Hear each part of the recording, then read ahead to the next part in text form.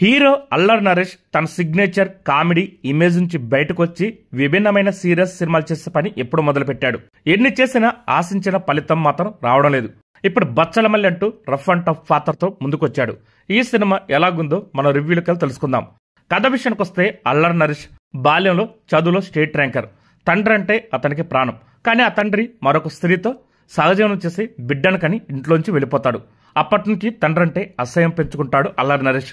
అప్పటి వరకు మంచి బాలుడిగా ఉన్నవాడు పొగరబోతూ తాగుబోతూ తిరిగిపోతుగా మారిపోతాడు. ఊళ్ళో అతనికి మొండివాడైన మూర్ఖుడిగా గుర్తింపుంటుంది. అనుకోకుండా ఒక పెళ్లిలో చూసిన కావేరిని ఇష్టపడతాడు. ఆమె కోసం వ్యసనాలు వదిలేసి మారిపోతాడు. ఒకానొక సందర్భంలో ఆమె తన తండ్రిని వదిలి అతనితో రానుంటుంది. దాంతో మళ్లీ వ్యసనాలు మొదలు పెడతాడు అల్లరి నరేష్. ఇది లేవండగా ఊళ్ళో రాజు అనే గోనె సంచుల వ్యాపారం ఉంటాడు. అల్లరి నరేష్ తన వ్యాపారంలో ఎదగడం అతనికి ఇష్టం ఉండదు. ఈ నేపథ్యంలో అతనికి ఈ రాజుతో గొడవ ఎటు తీసుకెళ్తుంది, కావేరితో ప్రేమ మళ్ళీ చిగురిస్తుందా, అతని జీవన గమనం ఏమవుతుందనేది ఈ సినిమా కథ. ఈ సినిమా ఎలా ఉందంటే అసలు ఈ కథలో ఏముందో అర్థం కాదు. హీరో పాత్రతో ఎమోషనల్ గా జర్నీ చేయడానికి ఏమీ లేదు. అనవసరమైన కోపం, అతి మూర్ఖత్వం ఇదే అతని గ్రాఫ్. ఇలాంటి వ్యక్తులు సమాజంలో ఉండొచ్చు. కానీ సినిమాలో హీరోగా పెట్టి చూసేమంటే కోపం వస్తుంది.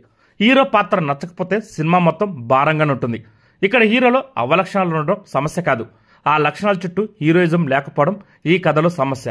సినిమా మొదలైన మొదటి 10 నిమిషాలు బచ్చలమల్లి తాగడం, నలుగురిని కొట్టడం అదేమన్నా కథకి పిచ్చింగ్ పాయింట్ అంటే అది కాదు. Just character instruction. ఆ సన్నివేశం కథని ఏ మలుపు తిప్పదు. అలాంటప్పుడు అంత టైం దానికి కేటాయించడం అనవసరం అనిపిస్తుంది. అలాగే హీరో గారికి ఎప్పుడు ఎందుకు కోపం వస్తుందో అర్థం కాదు. ఫైట్లకి కారణాలు కూడా పరమ పేలంగా ఉన్నాయి. అసలు ఇందులో చాలాసేపటి వరకు ఉక్కు పాయింటే కనబడదు.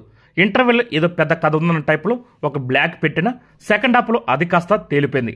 సరైన గ్రిప్ లేకుండా కథంతా నడిచాక చివరిలో తల్లి పాత్ర 1 నిమిషం డైలాగ్ చెప్పగానే హీరోలో మార్పు వచ్చేస్తుంది. కావేరి తండ్రి కూడా జీవితంలో సరిదిద్దుకోలేని తప్పు చేసేసానని ఎమోషనల్ గా డైలాగ్ చెప్పేస్తాడు. ఆ సీన్లని ఫోర్స్డ్ గా అనిపిస్తాయి. అలాగే అల్లరి నరేష్ పాత్రతో ఆడియన్స్ కి ఎమోషనల్ గా కనెక్ట్ లేకపోవడం, అతనికి ఆకట్టుకునే క్యారెక్టరేషన్ లేకపోవడం, అలాంటి అయోగ్యుడికి హీరోయిన్ పడిపోవడం, చివరిలో ఆమె తండ్రి ప్రత్యాతాప చెందడం అవన్నీ బలవంతంగా ఉన్నాయి తప్ప ఆర్గానిక్ గా ఏమనిపించవు. ఈ సినిమాలో ప్లస్ పాయింట్స్ ఏమైనా ఉన్నాయంటే బ్యాక్గ్రౌండ్ మ్యూజిక్ అని చెప్పాలి. విశాల్ చంద్రశేఖర్ తన పనితనం మొత్తాన్ని చూపించాడు. అయితే ఆ సౌండ్ ని పాటల మీద కూడా బాధేయడం వల్లనేమో లిరిక్ లో ఏదో సెన్స్ ఉందో అనిపిస్తున్నా ఆస్వాదించకుండా పోయాయి. 1-2 పాటలు కాస్త పర్వాలేదనిపించాయి తప్ప హమ్ చేసే రేంజ్లు లేవు. కెమెరా, ఎడిటింగ్ వగైరాలు ఓకే అనిపించాయి. ఇంకా నటీనటుల గురించి మాట్లాడుకుంటే అల్లరి నరేష్ ఈ రఫ్ పాత్రలో అసలు కనిపిస్తుంగలేడు. అతని ప్రయత్నాన్ని తప్పు పట్టలేం, కానీ ఇది తనకు సూట్ కాదని తెలుసుకుంటే సరిపోయేది. పోనీ పాత్రకు తగ్గట్టు బాడీ మేకోవర్ జరిగిందంటే అది లేదు. అలాంటి బాడీతో ఆ రేంజ్ ఫైట్లు చేసేసి అంత మొరటుగా పోలీస్ లాఠీ దెబ్బలు కూడా కదలకుండా ఉండే సీన్లలో ఎంత జీవిస్తున్నా సరే నటిస్తున్నట్టుందే తప్ప నమ్మశక్యంగా అనిపించదు. అలాగే హీరోయిన్ అమృతయ్యర్ హనుమాన్ సినిమా తర్వాత కనిపించింది. తన పాత్ర వరకు బాగానే చేసింది. ఉన్నంతలో హావభావాలు పలికించింది. అలాగే ప్రవీణ్, హరితేజ జంట ఉన్నా కూడా వాళ్ళని కామెడీ కోసం వాడుకోలేదు. ఆ ట్రాక్ కాస్త సరదాగా రాసుకున్న రిలీఫ్ గా ఉండేదేమో.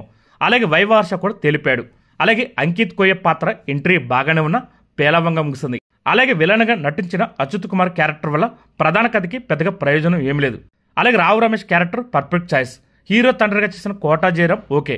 రోహిణి గారికి చివరిలో కాస్త డైలాగ్ చెప్పే సీన్ ఒకటి ఉంటుంది. ఫైనల్ గా ఈ సినిమా ఎలాగుందంటే అల్లరి నరేష్ మీద అభిమానమో నమ్మకమో ఉన్నవాళ్ళు అతని ప్రయత్నాన్ని సాధ్యమైనంత వరకు ఆదరించే ఆలోచనలో ఉంటారు. ఏ మాత్రం బాగున్నా మెచ్చుకుంటారు. ఇక్కడ కథ ఎంపిక, పాత్ర ఎన్నిక 2 విషయాలను పొరపాటు జరిగినట్టు అనిపించింది. అంచనాలు పెట్టుకుని చూసినా పెట్టుకోకుండా చూసినా ఆడియన్స్ కి మాత్రం పైసా వసూలు ఫీలింగ్ అయితే రాదు.